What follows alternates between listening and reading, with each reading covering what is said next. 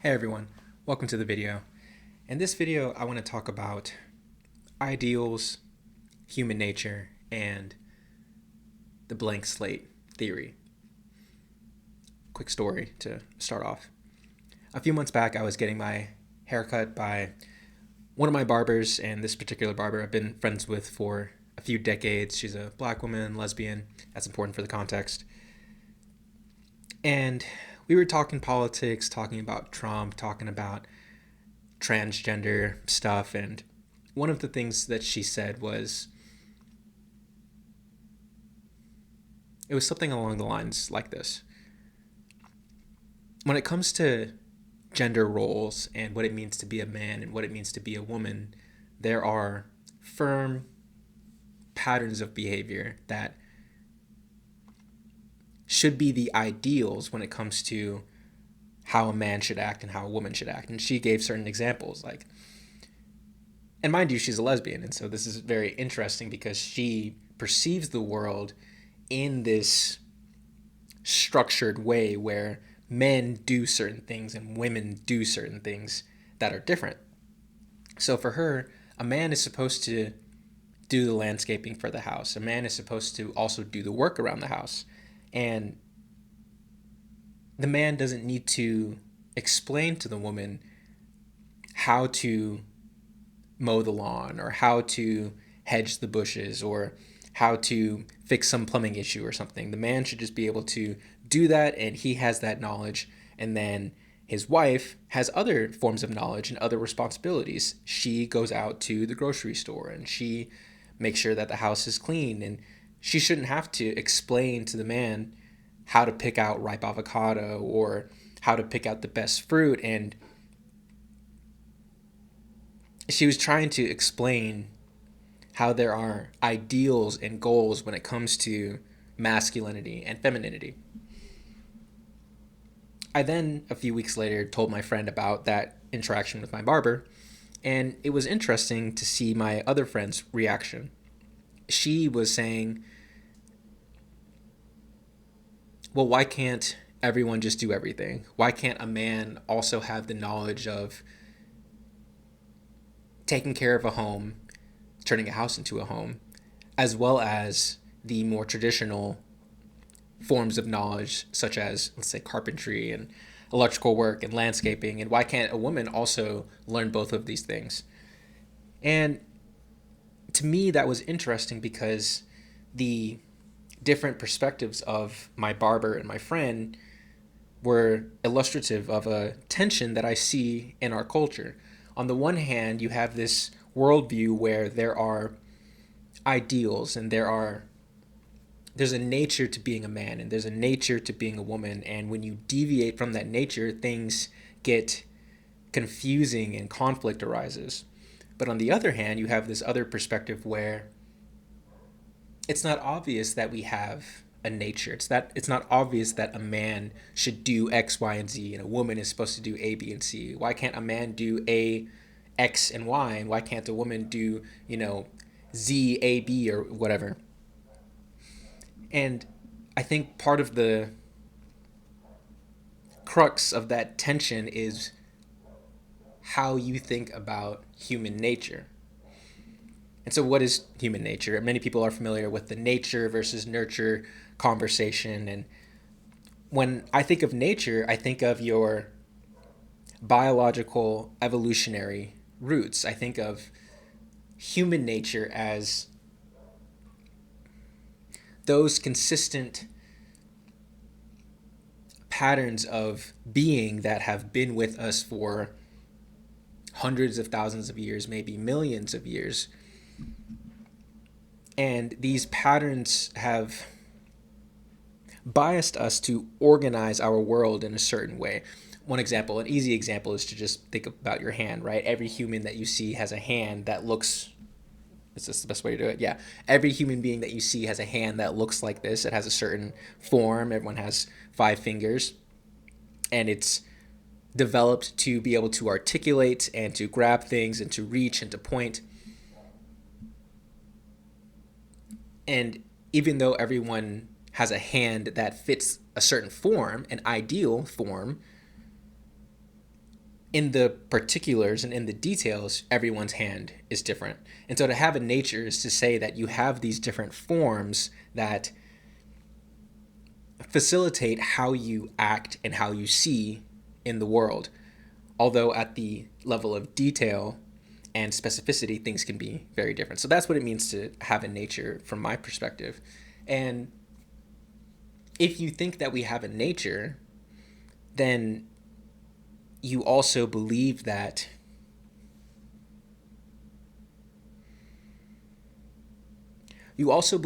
there are certain patterns of behavior that are natural or easy for you, and to go against something that's natural generates some sort of conflict.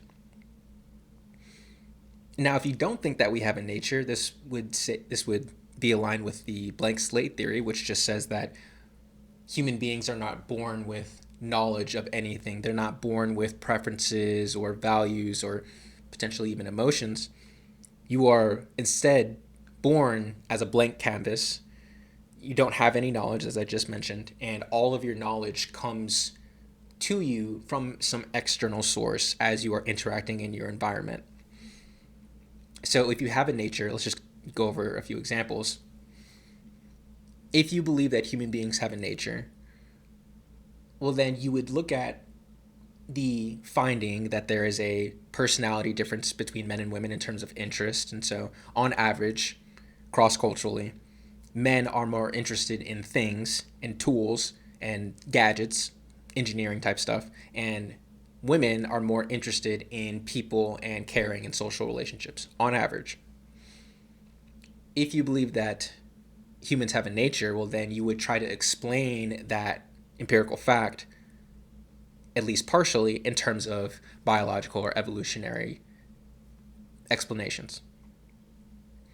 However, if you didn't think that humans had a nature, then you would explain that difference in interest between men and women in terms of social construction, or you would say that, well, people have been groomed in some sense through tradition and through our similar social interactions to raise our children, particularly our boys and our girls, to do different things. And if we just raised them differently, then those interests would go away. Now, there's a lot of evidence to indicate that that's not the case. There is a large biological component to interests as well as many other sex personality differences. But the point is just to highlight how the different assumptions that you bring to how you look at phenomena and culture and different patterns of being when you're looking at men and you're looking at women, or you're looking at boys and you're looking at girls, those different starting assumptions lead to different conclusions. So let's go back to this idea of an ideal versus what I view more so as a free-for-all. And you can understand both of these perspectives. To say that men are supposed to be a certain way, men are supposed to be, I don't know, disciplined providers, the hunters, they're supposed to be strong, they're supposed to be aggressive and competitive. To say that excludes many men who aren't competent in those domains. And it also excludes many men who just don't feel, let's say from the perspective of their personality and their temperament, that those are the things that they want to pursue. Again, going back to the sex differences in interest, those are average differences. So there are plenty of men who are more interested in people, and there are plenty of women who are more interested in things.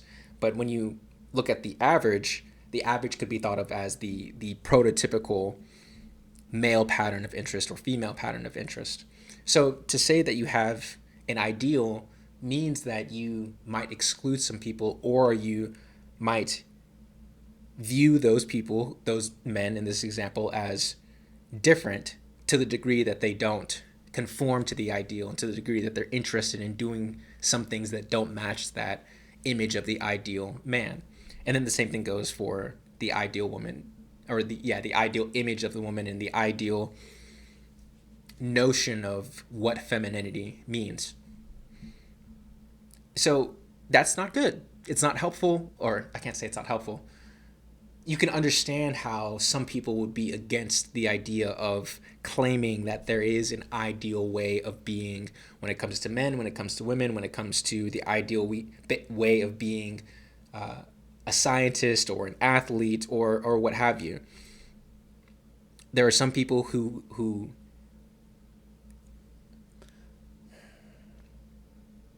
look at the world and look at different patterns of behavior and judge them in accordance with an ideal. And then there are some people who don't have a unified ideal, or at least don't consciously view the world through that lens. And so they view differences and patterns of behavior as just simply different. And they don't have a moral judgment that's overlaid onto those things. And so there's positives and negatives for this more free for all, this more blank slate approach as well, because, well, it doesn't have the exclusive and judgmental characteristics that I just said for the other point of view, but you also don't have an aim. For a young man who is 25 and, let's say, doesn't have a father figure, he will have a part of him that is trying to understand what it means to be a man and what is masculinity. Even if our entire culture goes down the path of saying that, well, there's not really a category of masculinity and there's not really a category of femininity and people can be whoever they want, given all the biological and personality psychological evidence, there is a masculine element within a man, just as there is a feminine element within a man, and just as there's a masculine feminine element within a woman. And so you have these parts of your psyche that are part of your broader nature, and to leave them confused and unarticulated and potentially suppressed can lead to problems. It can make you weak, for lack of better terms. It can make you feel like you're disjointed. It can make you internally anxious and frustrated, and it might also inhibit your ability to maintain social relationships, because one of the things that people like to do, although they don't like to admit this all the time, is they like the idea of you being a consistent, predictable individual, at least to some degree. You can easily understand this by viewing the extremes. If you had a friend who every time you met them, they had a different name and they had different mannerisms and they spoke a different language, if they were the maximally unpredictable kind of person, how much would you like them? And on the other end of the spectrum, there's also negatives to being someone who's completely predictable.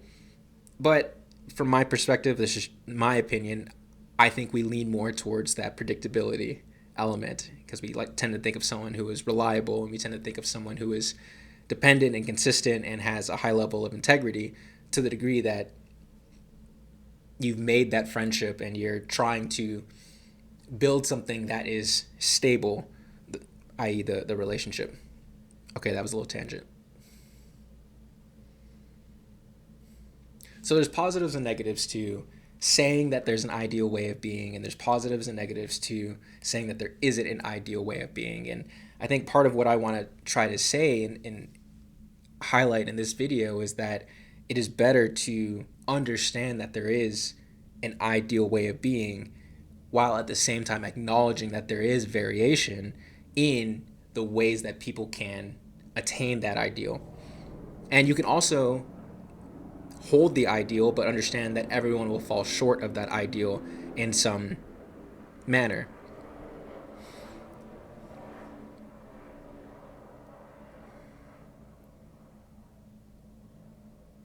Another instance where this manifests is in the idea of a marriage, and what does a marriage look like? What is the point of a marriage? I was in graduate school a few months back, and the question in this one class came up: should parents have the same values as they are raising their children? And most of the class said no. And my immediate response was, well, you should have some fundamental values that are aligned. You should probably agree that you're not going to physically unnecessarily abuse the child. And to me, perhaps some people in that class would have said, well, that's just common sense. But from my perspective, to say that you have this thing called common sense that's just given implies some sort of shared value that's at least good, because why else would it be something that's common, right? So I think we act out this idea that there is, to some degree, on some level of analysis, fundamental ways of being that we would constitute as ideal. And I think that many of the cultural issues that we're having can be framed within the discussion of what those ideals are. What does it mean to be a man? What is masculinity? What does it mean to be a woman? What is femininity? And what does it mean to be married? Should the ideal marriage consist of a masculine element and a feminine element? And that's different from saying male male and male female. You could have male male where one's feminine, one's masculine, and then you could have female female where the same pattern occurs. Or, again, should we just dispense with the idea that there is an ideal way of being in the first place? Should we just dispense with the category of masculine and allow everyone to essentially do what they want? So I'm really rambling at this point, but really what I'm trying to get across is just the idea that if you accept that we have a nature, that human beings were not created 100 years ago, that there are instincts and archetypes and parts of your psychology that you've inherited that bias how you will act in the world, that bias the kinds of emotions you'll experience, that bias the way you perceive in the world, well, then it would behoove us to get a better understanding of what that nature is, so that way we can ensure that we don't act against that nature any more than we need to. Because think about it. Again, take your average 25-year-old man. Like, those components of his nature that he has inherited have been adapting to different contexts and different environments over, depending on what you're talking about, hundreds of thousands of years or millions of years old. These newer components of you that are generated through your social interactions, let's say more so neocortical functions, those are only 25 years old. It's unlikely that you will win those battles if the newer parts of you come into battle with those older parts of you. Not saying that it's always going to be a clear victory in terms of those older structures, but what you want is some sort of integration between them. You don't want to always be driven by your instincts and your drives. You also don't want to repress those drives, because they will manifest in your dreams and your fantasies and different emotions. Or if you're someone who drinks, when you lose that higher reasoning and those older structures become disinhibited, you don't want them to be so detached from your current culture and your current situation that they make you do things that you don't want to do. So you want this integration between your nature, our nature as a human species and as living organisms, and the shifting landscape of your current environment and the future environment. And I think that as a culture, we are behind the ball on trying to balance out this integration, because we are less likely to acknowledge that we have a nature, and that goes for what it means to be a human, and that goes for what it means to be a man, and what it means to be a woman, and what it means to be a good person, a good friend, a good partner. So part of what I want to do in my future endeavors is just discuss and explore and try to understand, what does it mean that we have a nature, and what are those elements, those different sub personalities within us that have been around for a very long time, and what is it that they are trying to tell us, and why do they make us view the world in a certain way? Why is it that men, for example, are more interested on average in things, and why is it that women on average are more interested in people, and why is it that women on average again are more neurotic, and why is it that men are on average less neurotic? It might be that our nature has pushed us to evolve in the way that we are because it's adaptive. It might be because it's good. It might be because, given all of the problems that our ancestors had to contend with, our current nature is the best that they've been able to come up with. And that doesn't mean it's perfect. And that doesn't mean that there's room for us to modify ourselves and as well as modify the environment. But we should at least have all of the information, all of the data before we try to generate new models of being and new understandings of how we should navigate our landscape.